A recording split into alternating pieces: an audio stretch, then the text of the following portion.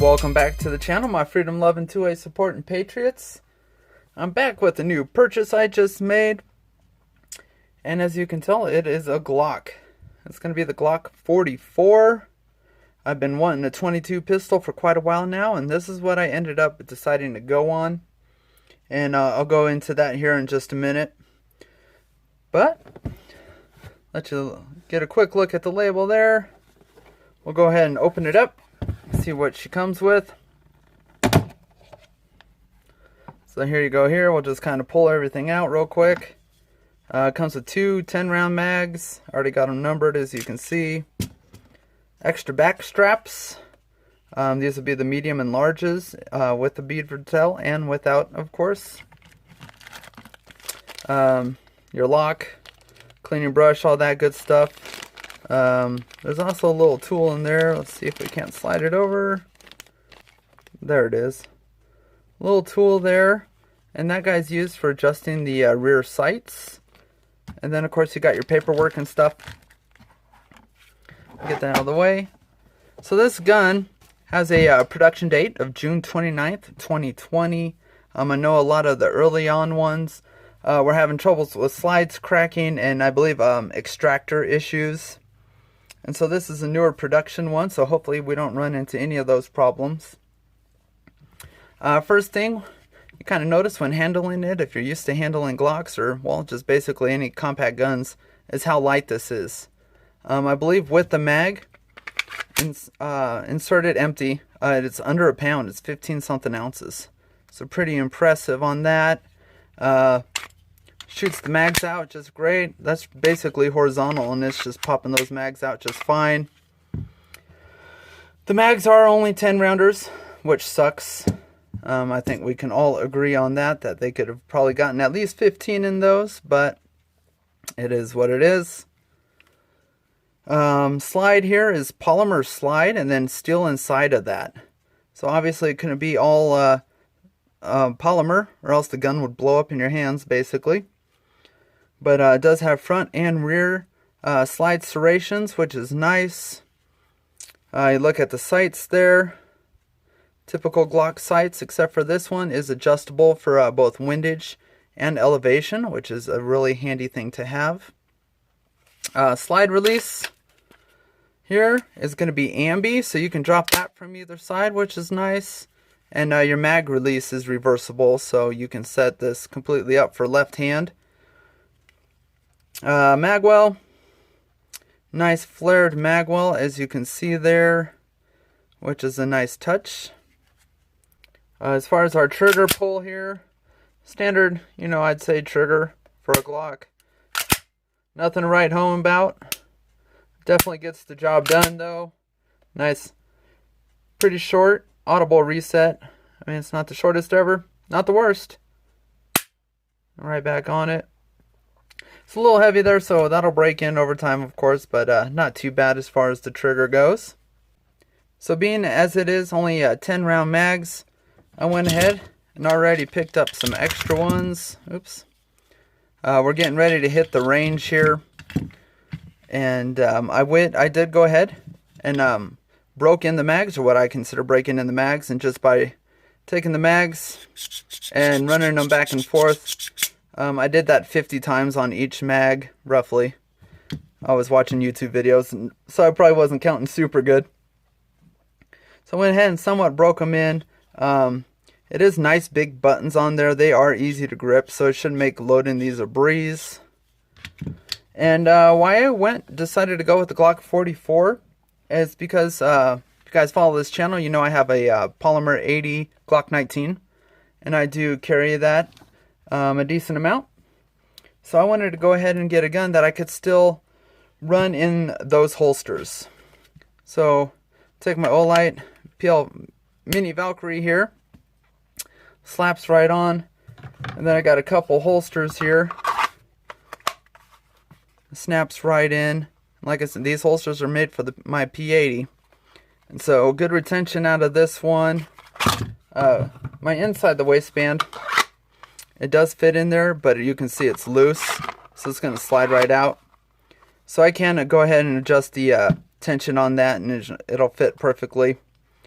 So this way, by getting the Glock 44, I'm able to practice basically with 22 and save a bunch of money and get a lot more trigger time in versus running 9mm all the time. Especially with the cost of ammo right now, that's a pretty big deal in my opinion. So we'll go ahead and hit the range with it real quick. I do plan on including all the footage from the range. 250 rounds is what I'm planning on running. I will leave a timestamp below if you guys do not want to watch all that range time. I don't blame you.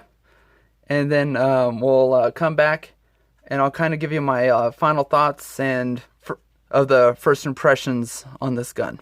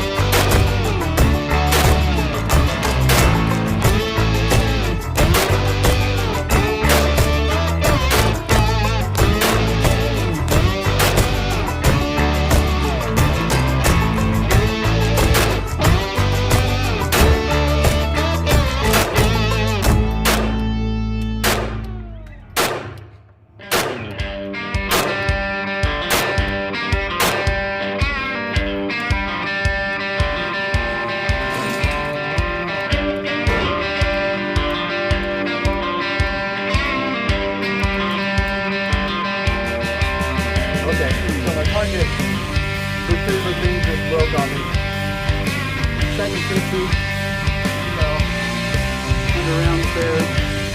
It broke about halfway back in. It's pretty rough at about 7 yards again. Pretty good gripping. I'm loving this thing so far.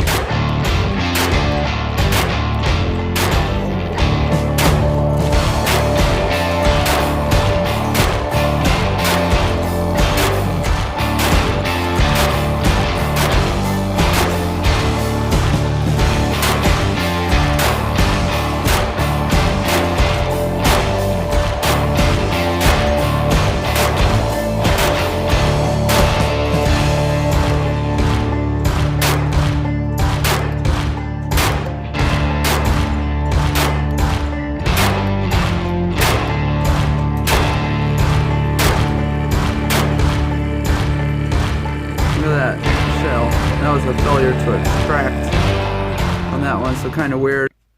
Alright, so we're back from the range here. It was what I consider a successful range trip. If you guys didn't stick around and watch all that footage, I don't blame you. I did have 3 issues with it while we were at the range. I'm blaming 2 of those on the ammo and possibly 1 on the gun.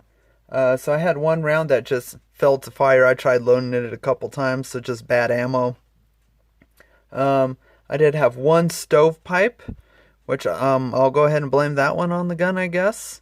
And then I had 1 other fail to extract, and I went ahead and pulled the cartridge that's in the video, but it was like the shell had kind of just blown apart at the tip. It was kind of weird. So I'm new to 22, so I'm assuming that's probably a rare occurrence and definitely ammo related. But otherwise it ran well. I really enjoyed it. What I ran through it was 50 rounds of Remington 22 target 40 grain, 50 rounds of Remington 22 golden bullet, 40 grain, 50 rounds of 22 Cyclone 36 grain, and 100 rounds of the Remington Thunderbolt. And it handled it all like a champ. Like I said, just the 1 stovepipe that I'll blame on the gun, and the rest, the other 2 were ammo related. Let you take a quick peek at the targets. Here's the first 50 rounds. The red circles here are about 5 1/4 inch to give you guys a rough idea. I shot everything at 7 yards. The second 50, my lane target retriever broke halfway back, so I was unable to retrieve it, but it's in the video if you guys want to see it. Here's the third 50 rounds. As you can see, everything's kind of to the left again. And then I did 100 rounds on this final target. Like I said, 7 yards. And as you can see, I was able to dial it in a lot better. What I started doing was holding about 1 inch right of the bullseye. So I'm going to have to adjust the rear sight. For me, as I was hitting a little bit to the left, and when I started doing a little bit of a holdover, it was a lot better. So I have to adjust that to the right a little bit. Elevation was spot on, so I don't have to worry about that, but just moving it a smidge to the right.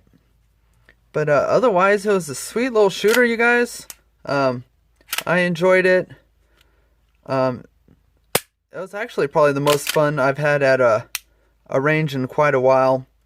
And I think part of that is just something about shooting 22 is just kind of, it's just fun to get out there and plink. And, you know, at the cost of ammo right now, definitely a way more cost-effective way of being able to do some plinking and training and getting actual trigger time in. So as of right now, I'm calling this a definite win. I am really liking it and really looking forward to getting a lot more rounds through it. You know, if you're someone who's into Glocks, you know, carries a Glock 19, 17, you know, maybe a 19X, whatever it may be, that's a great training tool to add to your collection and to be able to get out and practice with. So that's all I got for this one. I appreciate you guys. We'll catch you next time, and God bless.